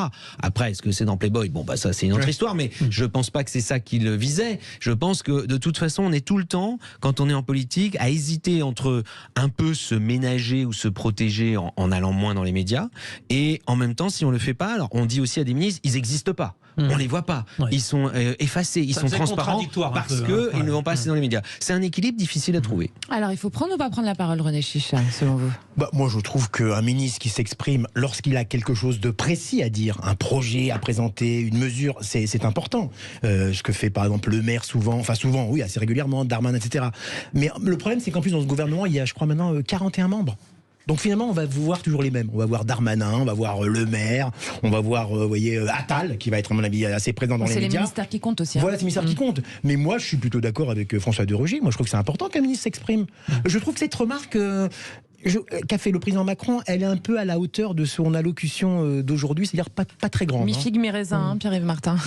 Moi, c'est pas sur l'intervention médiatique, c'est sur le sujet du déplacement qui est connexe. C'est que je suis toujours atterré quand je vois des ministres se déplacer. Il y a plus d'une cinquantaine de personnes pour une visite d'entreprise. Ça mobilise 15 personnes du cabinet, 10 personnes de la préfecture, tous les parlementaires et tous les élus municipaux. Et en fait, tout ça pour ça. En fait, il y a justement sur ce sujet de déplacement un problème d'efficacité. C'est que si on veut aller sur le terrain pour voir comment ça se passe, on n'a pas besoin d'arriver avec 45 000 personnes derrière vous. Il y a un petit côté cour royale qui est vraiment néfaste. Et si on veut vraiment travailler, on se met autour d'une table et on travaille. Et voilà, il y a cet enjeu de médiatisation qui est dangereux par rapport à l'efficacité de la mise en œuvre d'une feuille de route. Félix Mathieu, vous nous dites aussi que qui dit remaniement dit passation de pouvoir dans les ministères qui changent de locataire, avec l'émotion remarquée de l'ancien ministre de la Ville et du Logement. Olivier Klein remplacé par 2 personnes, Sabrina Agreste-Tirabouche à la Ville et Patrice Vergrit au Logement. Alors en faisant son discours d'adieu sur le perron du ministère, Olivier Klein n'a pas pu retenir ses larmes. Ce double ministère, ça sera ma consolation la plus grande, il faut être 2 pour me remplacer. Ce double ministère est difficile. Il réclame de l'énergie, de l'expertise et des convictions fortes. Merci pour tout. J'ai essayé de faire tout ça avec, vous l'avez compris, ma personnalité, mon caractère, peut-être ma douceur, trop de douceur. Mais je crois qu'il y avait de la place dans ce gouvernement pour avoir ce caractère, faire vivre la République, la démocratie. Pour l'enfant des quartiers populaires que je suis, le fils d'immigrés que je suis, avoir la chance de servir son pays, je l'ai eu et je continuerai à le faire. Olivier Klein au moment de céder les doubles clés finalement du ministère de la Ville et du ministère du Logement. Un peu d'humanité dans ce monde de brut. Pauvre petit garçon. Oui, d'accord, mais en même temps, c'est humain, c'est vrai. Ça, on peut en pleurer de temps en temps. En plus, à la radio, on ne fait qu'écouter, donc c'est vrai que ça... C'est vrai qu'on n'a pas de chaîne YouTube. Si, mais enfin, on ne le voit pas, là. Donc, bon, allez, le pauvre. C'était bien la rubrique de Félix. Moi, j'ai beaucoup aimé. C'est toujours bien. Oh, c'est gentil ça, merci beaucoup. Félix, on vous retrouve lundi. Vous avez mérité votre week-end. Voilà, bon week-end à lundi, mon cher Félix. Et vous, chers auditeurs, vous en allez pas parce que nous, on reste ici encore. Si vous voulez réagir, évidemment, vous nous appelez au 0800 26 300 300. On revient dans un instant avec nos vraies voix et notre tour de table. Faites le tour. Voilà. Faites le tour. Mais restez là. Sud Radio. Sud Radio. Parlons vrai. Parlons vrai. Sud Radio. Parlons vrai. Carrefour. Si je vous dis Ushuaïa. Ah, j'adore. Tout ce qui est gel douche, déo. Et si je vous dis qu'il y a 60% de remise immédiate sur le 2e produit Ushuaïa acheté. Et c'est valable sur tout Ushuaïa. Et c'est jusqu'au 24 juillet chez Carrefour, Carrefour Market Taylor Drive, Carrefour Contact, City et Express. C'est ça le défi anti-inflation. Carrefour. Panachage possible, la remise s'applique sur le moins cher. Détails sur carrefour.fr. Pour Marilou, qui oublie ses lunettes partout. Arthur, qui laisse une paire dans sa voiture. Albert qui les perd, les trouve et les repère. Et Mireille qui aime le soleil. Chin Chin d'Afflelou, ce n'est pas une mais 2 paires de plus pour 1 € de plus. Et cet été, vous pouvez offrir la 3e paire de lunettes de vue ou de soleil avec la carte cadeau Alain Afflelou. Et c'est jusqu'au 31 août. Exclusivement chez Alain Afflelou, voire conditions en magasin. Dispositif médical, demandez conseil à votre opticien. À tous ceux qui coupent, cuisent, grillent, lèvent, zestent, salent, poivrent et dressent. Et à ceux qui arrivent une fois que tout est prêt et qui disent « Ça va, t'as besoin d'aide ?» Vous le faites exprès, non? Si, vous le faites exprès. Pour les repas de ce week-end, Intermarché propose le pavé de saumon de 120 grammes à seulement 2 € la pièce. C'est le marché anti-inflation du jour. Intermarché, tous unis contre la vie chère. Soit 16,67 € le kilo, élevé en Norvège, Écosse, îles Féroé, Irlande ou Islande, selon approvisionnement en magasin. Modalité sur intermarché.com. Sud Radio Perpignan. 103.2. Sud Radio. Encore plus de soldes chez Auchan. Profitez de remises immédiates allant jusqu'à 80% sur le textile et l'équipement de la maison. Avec une offre pareille, une chose est sûre, les soldes d'été ne prennent pas de vacances. Et ça fait plaisir à toute la famille. Auchan, avec plaisir. Solde jusqu'à 80% de remise immédiate sur les articles textiles et équipements de la maison signalés en magasin jusqu'au 1er août, hors zone bénéficiant d'une dérogation fixée par arrêté. Valable dans vos hypermarchés Auchan participants. C'est pas Versailles ici, à Quimper. C'est pas Versailles ici, à Paris. Et ce n'est toujours pas Versailles ici, à Nice, Limoges, ou même Versailles d'ailleurs. Alors, peu importe où vous déménagez, ce sera toujours une bonne occasion pour faire des économies d'énergie. Total Énergie vous accompagne pendant votre déménagement avec 50 € offerts pour tout nouveau contrat d'électricité et des services pour maîtriser votre consommation. Et en ce moment, 2 mois sont offerts sur l'assurance habitation de notre partenaire. L'énergie est notre avenir, économisons-la. Offre soumise à condition pour un client particulier, voir conditions sur totalenergie.fr. Les vraies voix de l'été Sud Radio, 17h-20h, Frédéric Brindel, Judith Belair. Sud Radio, c'est la radio du Parlons Vrai, chers auditeurs. C'est votre radio et c'est l'heure du tour de table Parlons Vrai de nos chères vraies voix. Regardez les actualités régionales. Tour à tour, puis nous. On pourrait faire des choses. On discute jamais business à table. Je crois qu'on a vu le tour du sujet. Il me demande mon avis sur l'actualité. Je lui donne le tour de table de l'actualité. Ah oui, notre trio, René Chiche, Pierre-Yves Martin, François de Rugy. En général, celui qui commence a un peu plus de temps, donc nous allons essayer de commencer avec celui qui est le plus concis. Non, je plaisante. René Chiche, vous voulez revenir sur le mauvais procès. Exigence, on vous a dit. Vous mettez la pression déjà, vous aussi. Vous revenez sur le mauvais procès fait à Elisabeth Borne sur son rôle de première ministre. Nous vous écoutons. Oui, alors j'ai beaucoup de choses à dire, mais je vais être concis. Déjà, on a perdu 30 secondes. Non, je vais être concis. Bon, d'abord, je trouve qu'on fait un mauvais procès à Elisabeth Borne depuis plusieurs semaines, parce que on la méprise un peu en disant qu'elle n'était qu'une exécutante, un peu collaboratrice du président Macron. Mais c'est un fait que tous les premiers ministres, en fait, de la Ve République ont appliqué la politique du président de la République. Elle ne fait qu'exécuter la politique du président. Mais depuis plusieurs semaines, on l'a accablée avec cette critique, disant qu'elle n'avait pas de personnalité. Ne faites pas la moue, François, c'est la réalité. Qu'elle n'avait pas de personnalité, qu'elle n'était pas autonome. Mais excusez-moi, un chef de gouvernement ou une chef de gouvernement ne peut pas être autonome par rapport au président qui, lui, a la légitimité de l'élection. Vous savez, selon la Constitution, on est dans un régime parlementaire officiellement. Sauf en cas de cohabitation. Ouais, alors exactement. Alors je vais être encore plus concis. C'est juste en cas de cohabitation qu'un Premier ministre peut appliquer sa politique. On a vu l'exemple de Jospin, qui était un très bon Premier ministre, de Balladur aussi, quoi qu'on dise qu'on aime ou pas sa politique. Même Chirac entre 86 et 88. Mais lorsque vous êtes désigné par le président, qui est l'inspirateur de la politique, et en l'occurrence Macron, qui est un président très omnipotent, très présent, je vois pas pourquoi on critique à ce point Elisabeth Borne, qui en plus, et je termine là-dessus, parce que j'ai l'impression qu'il faut que je termine. Ça y ressemble. Qui en plus a montré finalement son sens politique, son autorité, et même son habileté, puisqu'elle a été maintenue au poste de première ministre. On dit qu'il n'y avait pas, qu'il n'y avait pas d'autres gens candidats à ce poste qui pouvaient prétendre devenir Premier ministre. C'est entièrement faux. C'était une fausse fin. C'était une fausse fin. Macron très rapidement, donc, une réaction. Je voulais soutenir Elisabeth Borne. François de Rugy, vous trouvez qu'on l'accable ? Oui, un peu, parce que elle n'est pas justement, c'est pas une grande communicante.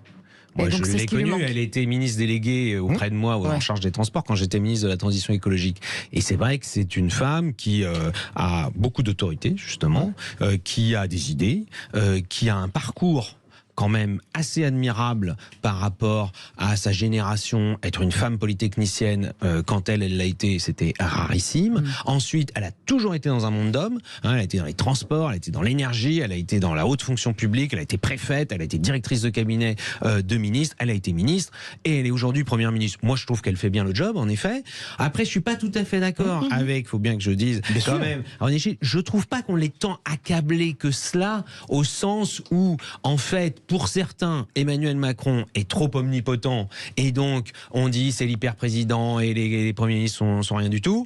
Et d'autres, au contraire, trouvent qu'à la limite, Elisabeth Borne commençait à être un peu trop à affirmer sur les retraites sa position alors qu'elle aurait dû simplement mettre en œuvre ce les que voulait vraies voix. Emmanuel Macron. On calcule pour vous, on est obligé de passer tout de suite au tour de table de Pierre-Yves Martin, Juliette. Oui, Pierre-Yves Martin, vous voulez nous parler de la santé ou de la fin de l'espoir ? Oui, en fait, chaque citoyen en France renforcé par cette période de Covid, exprime de l'espoir, alimente de l'espoir par rapport à une révolution du monde de la santé, des hôpitaux, de la place des médecins sur nos territoires, etc., etc.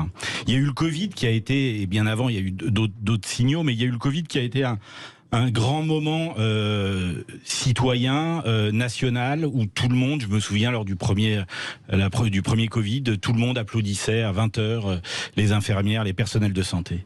Et si tout le monde le faisait, c'est bien parce qu'il y avait un attachement à ce service, à ce métier qui a un sens extrêmement profond dans notre culture.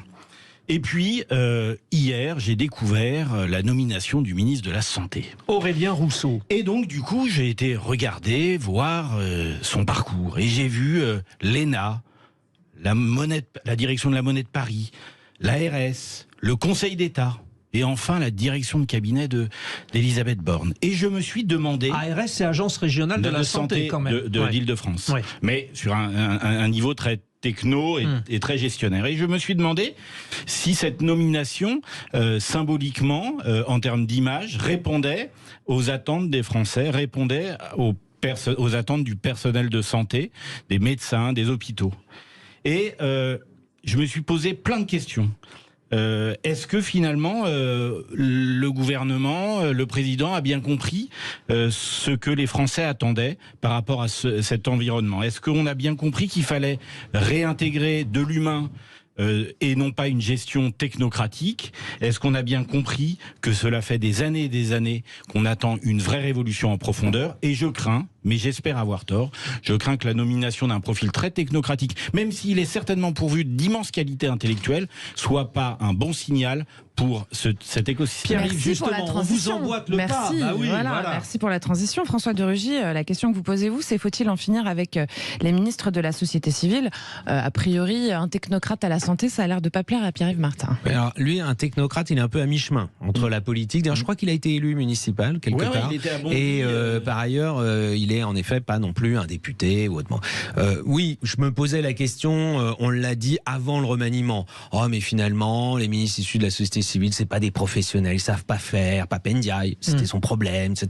On l'a dit après, on dit finalement Macron, il a poussé vers la sortie les ministres issus de la société civile, il a poussé vers la sortie aussi des politiques, parce qu'Olivier Klein c'était un politique. En fait, quand on prend un peu de recul, on voit qu'il y a déjà d'autres présidents de la République qui ont nommé des ministres issus de la société civile. Macron n'a rien inventé en la matière, il en a fait un peu plus. Mitterrand, souvent Bernard éphémère. Tapie, pour Bernard Tapie, par exemple. Oui, alors Bernard Tapie avait été élu député entre-temps, mais et avait fait de la politique. Mais Léon Schwarzenberg, par exemple, qui a tenu, je crois, 10 jours. Alain Bombard, qui était une personnalité très populaire, mais qui a tenu aussi 10 jours. Je crois que même Haroun Tazieff, Françoise Giroud, etc. Et bon, au final, moi je crois qu'en effet, pour être ministre, c'est quand même mieux, 1, d'avoir un peu d'expérience de la politique, 2, d'avoir été élu. C'est pas une obligation en français qu'il y a d'autres pays. En Grande-Bretagne, vous devez être député. En Allemagne, vous devez être député. Sinon, vous pouvez pas être ministre. Et vous, d'ailleurs, vous restez député. Vous votez au Parlement. Bon, est-ce qu'il faut aller jusque-là? J'en sais rien, mais je trouve que ce serait bien de réfléchir quand même à comment on est efficace à la tête d'un ministère et avoir un peu d'expérience politique est peut-être une bonne chose. Après, il peut y avoir quelques bonnes surprises, mais sans doute que ce sont à ce moment-là des hommes ou des femmes de la société civile qui se mettent à faire vraiment de la politique et en quelque sorte à devenir des professionnels de la politique. René Chiche? Moi je suis tout à fait d'accord avec François, parce que moi je vois pas pourquoi la politique ne serait pas finalement considérée comme un métier, une profession. Je vois pas pourquoi ça serait négatif et péjoratif de dire je fais de la politique. Et effectivement, moi je crois effectivement comme vous qu'un ministre qui a une expérience de terrain comme élu, comme député, comme maire, conseiller municipal, c'est toujours mieux. Il connaît mieux le pays, il connaît mieux les problèmes du terrain. Et c'est vrai que parfois, on a eu quand même beaucoup d'échecs quand même de personnalités de la société civile. Je vous prenais l'exemple de Servan-Schreiber sous Giscard, qui est resté 8 jours. Un ministre des réformes, il est resté 8 jours. Schwarzenberg, c'est pareil, il est resté 10-15 jours. Donc effectivement, moi je suis pour une forme de professionnalisation de la politique. Pierre-Yves Martin, il faut aussi des gens finalement qui sont capables d'affronter les difficultés aussi qui incombent à ce poste. Et finalement, quand on a été formé pour, c'est peut-être plus facile, quoi. Je sais pas, moi je suis pas complètement convaincu. Je me dis que c'est peut-être juste le fait qu'on constate qu'il y a des échecs sur les ministres qui viennent de la société civile. C'est peut-être simplement lié à un mauvais recrutement. ou en tout cas une difficulté d'aller chercher les bons profils de la société civile qui ont certainement d'autres avantages, notamment d'un point de vue de la rémunération, et du coup ça peut expliquer ça. Moi, sur le plan symbolique de l'idée même, ça me dérange qu'on ferme la porte à cette société civile. Et donc du coup, il y a peut-être aussi derrière une petite question de quelle place le gouvernement, le président de la République veut laisser à des acteurs de la société civile pour que ça marche réellement. C'était un beau tour de table. Une bonne synthèse. Merci à tous les trois. Des gens de la société civile, mais bien recrutés. Voilà. Vous votez sur Twitter, chers auditeurs. Notre débat va pas tarder, bien sûr. Alors, on vous pose la question vote Assemblée nationale RN. Reconstruction post-émeute, le principe du casseur-payeur est-il applicable? Vous nous dites oui à 83%, donc non à 17%, c'est assez clair aussi quand même. Voilà. Donc nos auditeurs veulent que les casseurs payent. Vous nous appelez au 0826 300 300 pour nous le dire aussi, puis pour réagir sur Sud Radio en direct dans les vraies voix de l'été. Attention, vous venez de casser la table, vous allez payer. Non, attention, c'est vous que je vais casser après. Allez, salut, à tout de suite. Vraies voix de l'été Sud Radio, 17h-20h, Frédéric Brindel, Judith Belair. N'hésitez surtout pas à donner votre avis. Le standard de Sud Radio, c'est le 0826 300 300, le coup de projecteur des vraies voix. C'est tout de suite. Je vous rappelle tout de même la question du jour. Vote Assemblée nationale RN, reconstruction post-émeute, le principe du casseur-payeur est-il applicable? On vous pose la question sur Twitter. Vous n'hésitez pas à voter non plus, chers auditeurs. Le coup de projecteur. Les vraies voix Sud Radio, le coup de projecteur des vraies voix. Le projet de loi d'accélération de la reconstruction des bâtiments dégradés lors des violences urbaines a été largement adopté hier après-midi à l'Assemblée nationale. Seuls les députés du Rassemblement national se sont opposés à ce texte. Je cite, une véritable honte pour Marine Le Pen. Son parti propose un principe, celui du casseur-payeur. Sébastien Chenu, député RN, s'est expliqué sur BFM ce matin à propos de cette règle du casseur-payeur. Lorsque vous cassez, eh bien vous devez être sanctionné. Et l'argent qu'on peut récupérer, que ce soit via des amendes, tout le monde n'est pas insolvable, eh bien doit être redirigé vers les constructions, vers la réparation. Et si vous avez cassé, vous allez devoir payer, y compris jusqu'à la fin de vos jours, y compris lorsque vous trouverez un boulot, on vous fera une saisie sur salaire. Quand vous avez terminé de payer, eh bien vous êtes réhabilité. Mais je veux dire, il faut mettre des principes qui sont différents. Payer jusqu'à la fin de sa vie, carrément, il nous dit Monsieur Chenu. François de Rugy, qu'est-ce que ça il a lui-même donné l'argument qui montre que c'est pas faisable. Parce que là, de quoi on parle? Si on parle de ce qui a vraiment été cassé, c'est-à-dire des bâtiments qui ont été incendiés, etc., en admettant qu'on identifie clairement les coupables, on irait, il n'y a aucun domaine où on fait ça. Demain, quelqu'un, et ça arrive tous les jours, déclenche un accident de voiture et détruit en partie un bâtiment. Parce qu'il va aller s'empaler dans une maison, dans un mur. Si on lui disait, vous devez payer tous les dégâts que vous avez engendrés, la personne risquerait en effet jusqu'à la fin de ses jours mais là, c'est pas de des payer. dégâts volontaires, ce dont vous parlez. Il y a des gens qui ont un comportement dangereux sur la route de façon volontaire. Moi je suis désolé.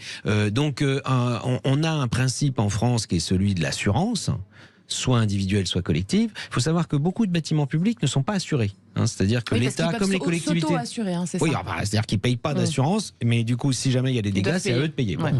Donc, il faut être un peu sérieux. Ça fait du buzz, de dire casseur-payeur, pollueur-payeur. Hop, on change un mot, puis on ouvre des débats. Voilà, la preuve, ça marche. Mais si on y regarde un peu de près, alors en revanche, s'il s'agit de faire des amendes plus lourdes, éventuellement proportionnelles aux dégâts, ça oui, là, on re-rentre dans le débat législatif et pénal, de fait, par rapport à ça. S'il s'agit d'identifier davantage les auteurs de tous ces actes, évidemment, moi je suis 1000 fois pour, je suis pour la vidéosurveillance depuis toujours. D'ailleurs moi je dis vidéosurveillance parce que j'en ai ras-le-bol qu'on dise vidéoprotection, c'est tous ces mots là qui disent plus ce que ça veut dire. Non, c'est pour surveiller les rues, les espaces publics dans lesquels il peut y avoir des actes de ce type-là et ensuite d'identifier les auteurs. Pierre-Yves Martin, quand même, il y a une certaine logique et les auditeurs de Sud Radio qui participent à la consultation sur le compte Twitter disent à plus de 80%, oui quand même, tu casses, tu payes.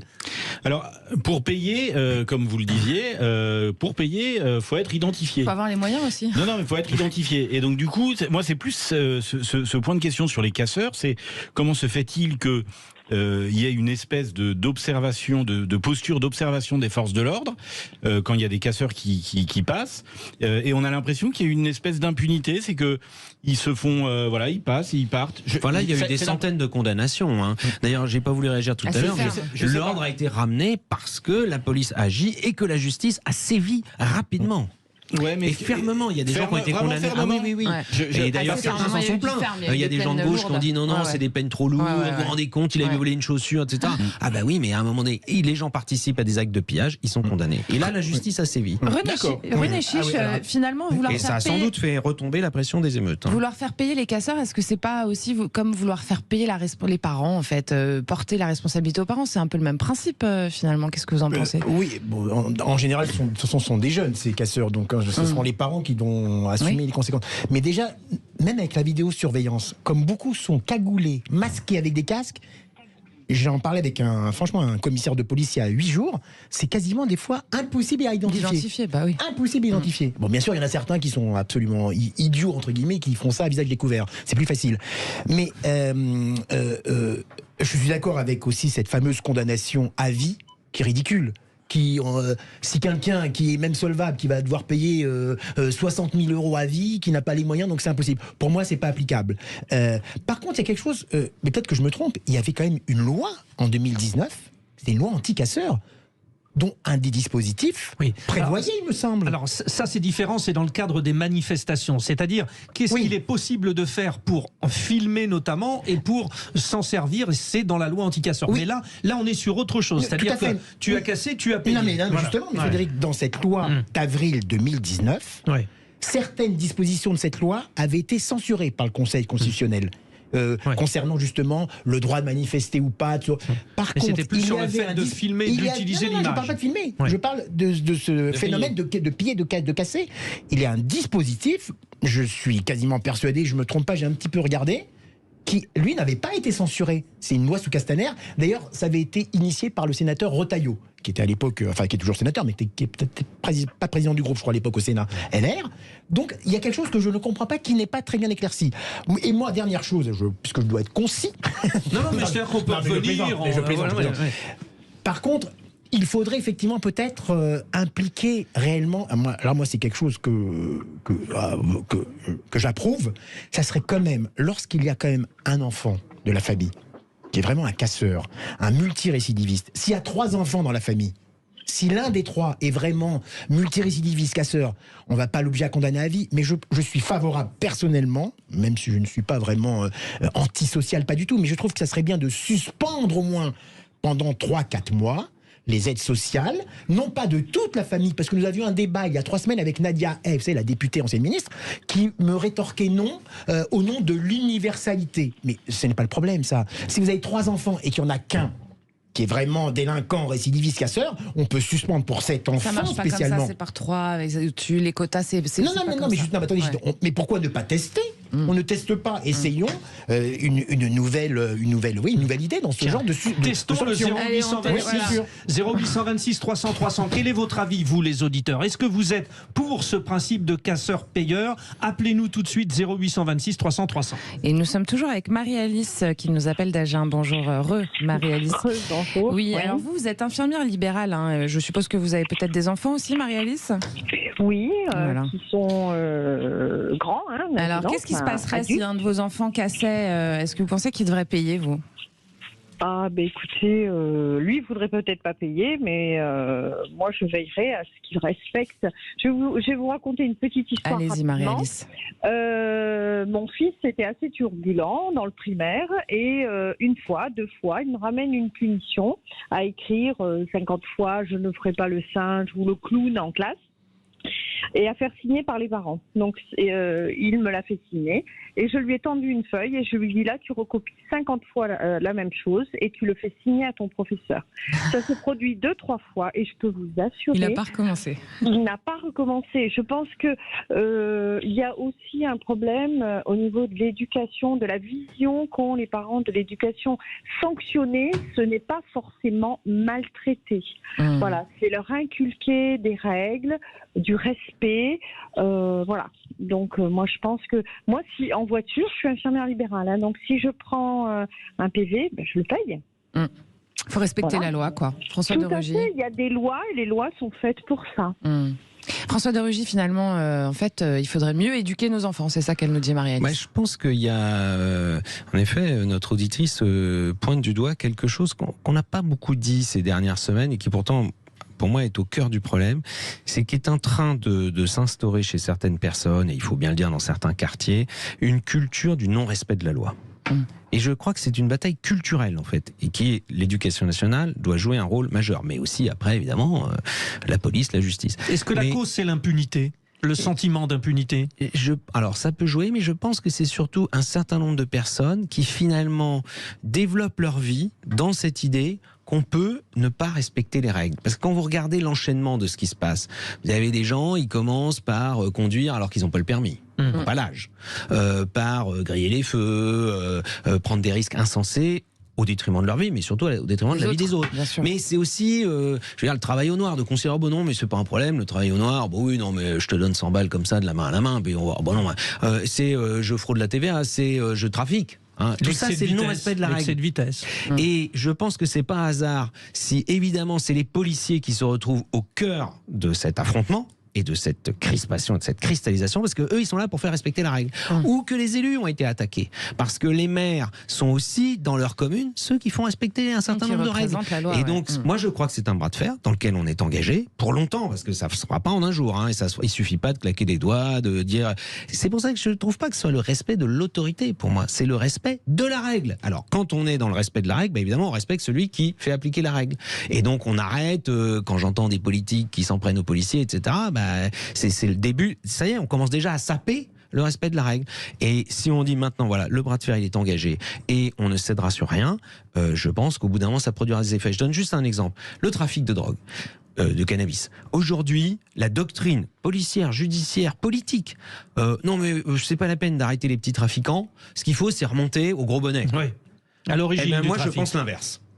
Je pense qu'on devrait commencer par mener la guerre aux petits trafiquants sur l'espace public. Dans les rues, on ne devrait pas tolérer. Le harcèlement devrait changer de camp, c'est-à-dire qu'on devrait harceler tous les petits trafiquants, tous les petits revendeurs, et là, systématiquement, leur dresser des PV, leur dire vous dégagez, et si vous dégagez pas, on vous conduit au poste, et vous irez passer une demi-journée ou une journée, et ainsi de suite.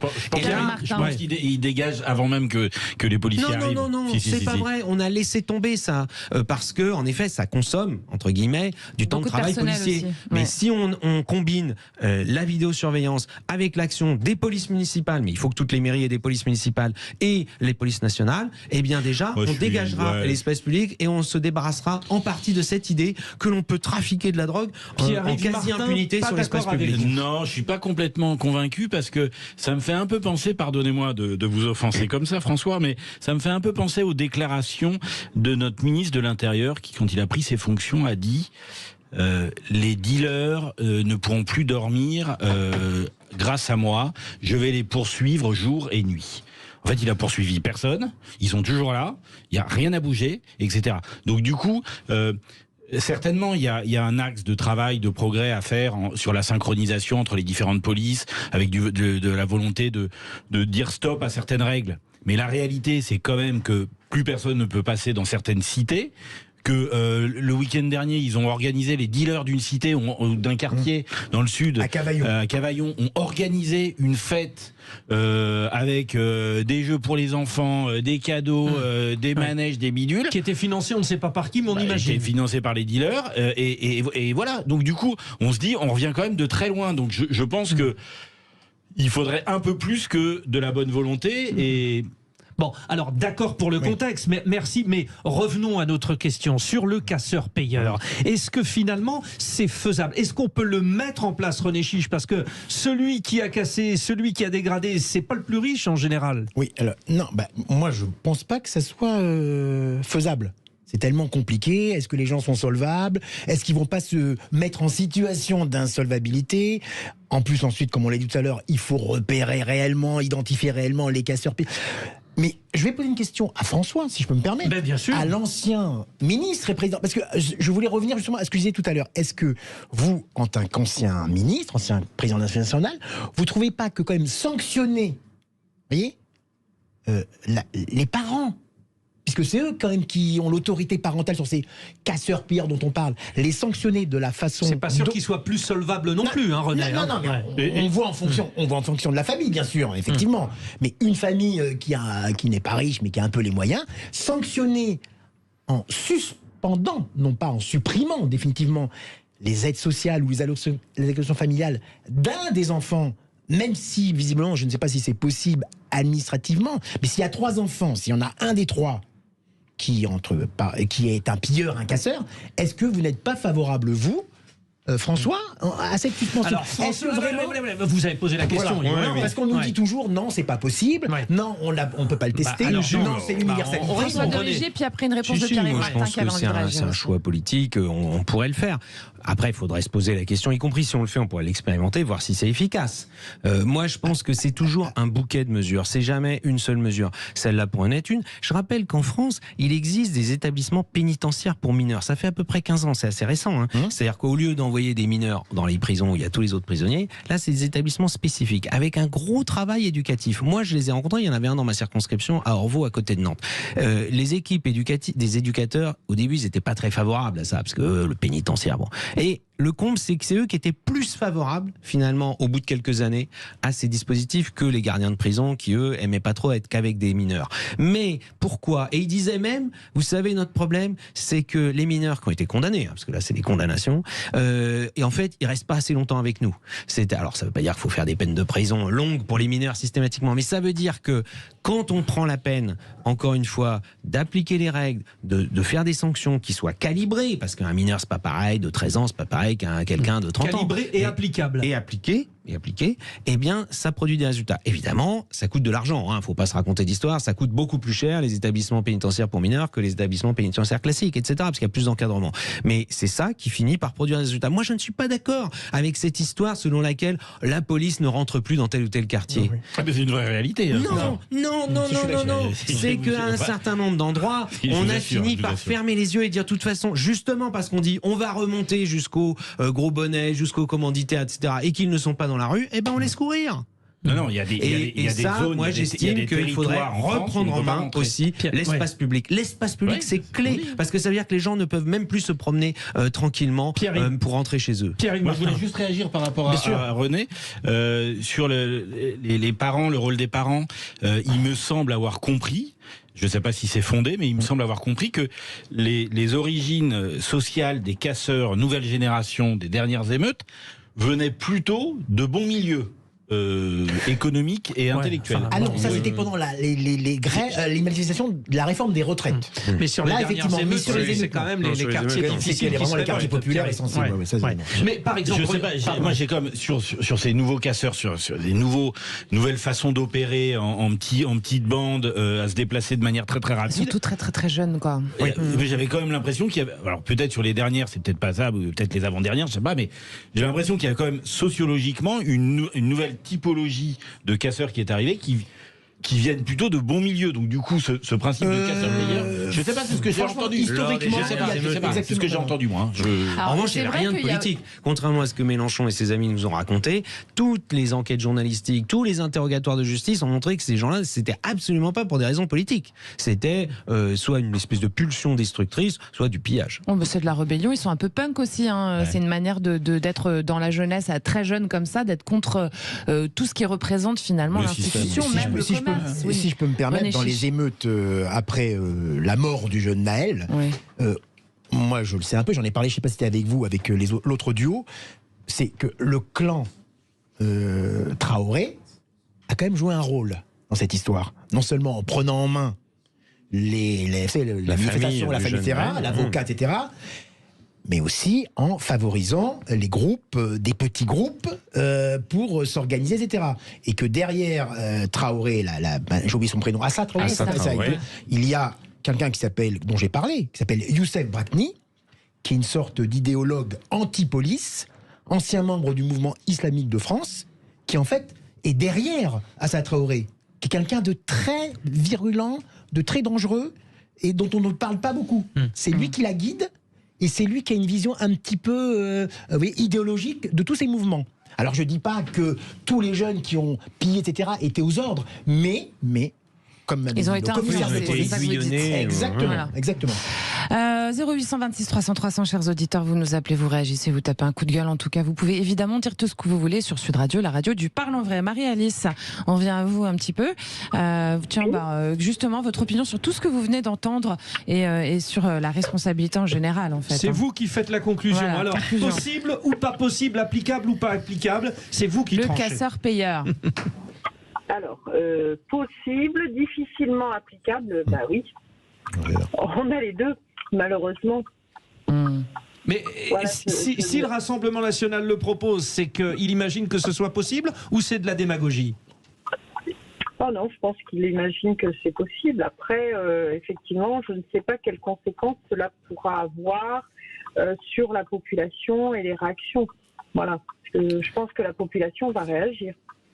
Merci beaucoup, Marie-Alice. C'était 84% quand même en disant oui, il faut faire. Bon, mais paraît-il en Suisse, si on jette un mégot de cigarette par terre, on doit payer. Par exemple. Quand ils font des émeutes, ils mettent un coup de pied dans la poubelle. Vous l'avez vu la vidéo qui tourne sur les réseaux. Émeute en Suisse, nuit d'émeute en Suisse, et il y a un monsieur qui donne un coup de pied dans une poubelle qui tombe.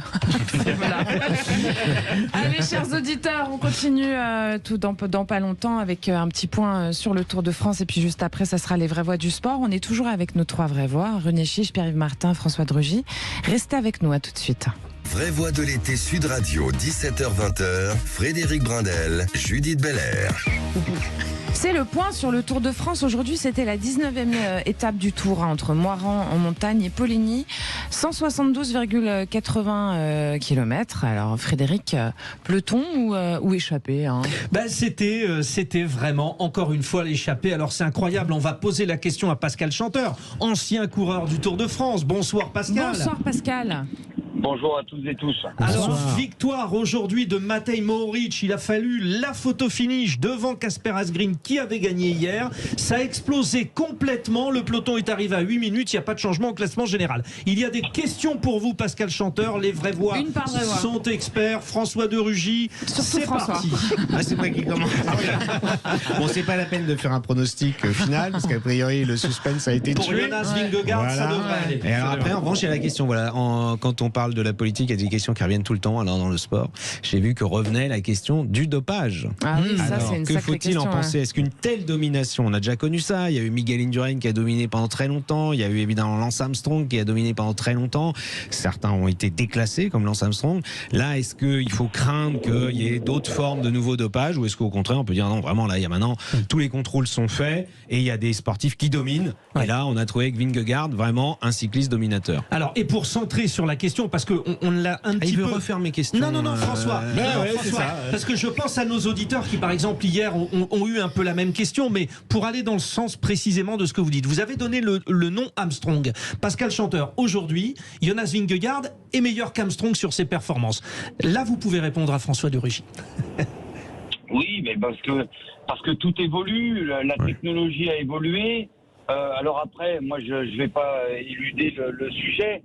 On peut toujours être sceptique sur un certain nombre de choses, mais l'évolution technologique est quelque chose d'important. L'évolution, la diététique, toutes les personnels qui sont mis à disposition des coureurs pour les gains marginaux, c'est quelque chose d'important, et ce qui n'existait pas à l'époque d'Armstrong.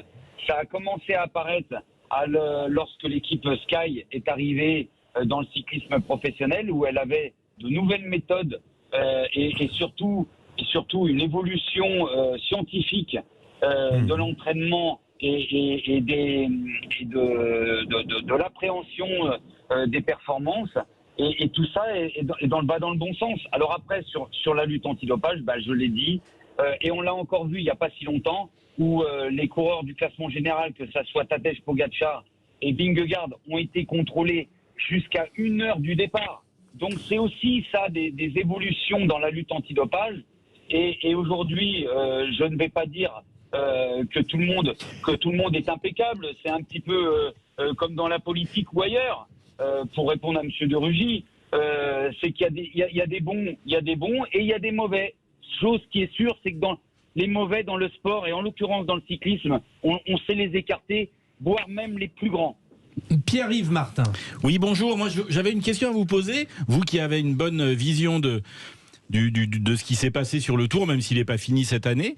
Est-ce qu'il y a cette année un événement, un élément, une tactique sportive, une information technique qui vous a surpris, qui a été pour la première fois, qui s'est déroulé la première fois sur cette année de Tour, ou est-ce que c'était un peu comme les années précédentes, avec des rebondissements, avec de la passion, de l'énergie, etc. Pascal Chanteur.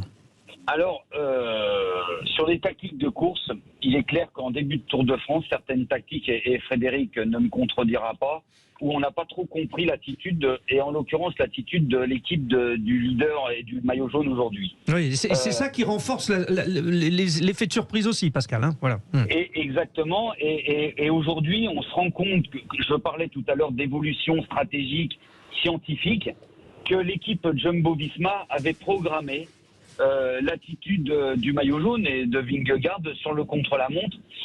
Ils avaient préparé cette étape scientifiquement, ils l'avaient étudiée, ils avaient élaboré l'appréhension de cette étape, et ils ont fait mouche.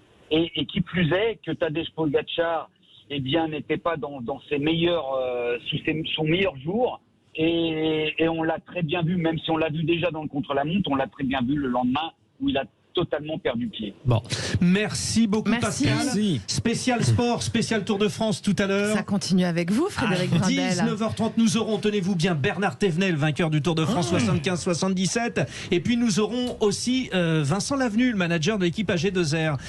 Nous voulions remercier quelqu'un qui nous a accompagnés, alors, et Cécile de Ménibus et Philippe David. Oui. Et Frédéric Brindel. Et puis Judith Belair, voilà. aussi, tout au long de l'année. Elle était ça notre va, on vous a pas fait trop stagiaire. transpirer, Justine. Ça va? Vous nous quittez. Vous êtes tout ému. On est tellement contents de vous avoir. Faire un Olivier Klein. Allez, un petit mot aux auditeurs, Justine. Non, bon, ça sera des jolies larmes et un grand sourire. Voilà, au revoir, Justine. C'est grâce à des personnes comme elle que l'émission est mieux. Oui, vraiment. Nous, sinon, on ne trouverait pas le chemin, on n'aurait pas le programme. Et surtout, je peux vous faire un aveu. À 1 heure de l'émission, elle me dit: mais Frédéric, où est-ce que tu as mis les questions du quiz? Et là, je me dis: j'avais François de Rugy dans l'émission, j'avais une pression. Vous comprenez? Sauvetage. Je croyais qu'il allait dire: où est-ce que vous avez mis François de Rugy? Un petit mot, elle nous a aidés sur les questions. Allez, un petit mot. Merci beaucoup. Merci à vous. Ces 6 mois, c'était une expérience très enrichissante. J'ai beaucoup appris.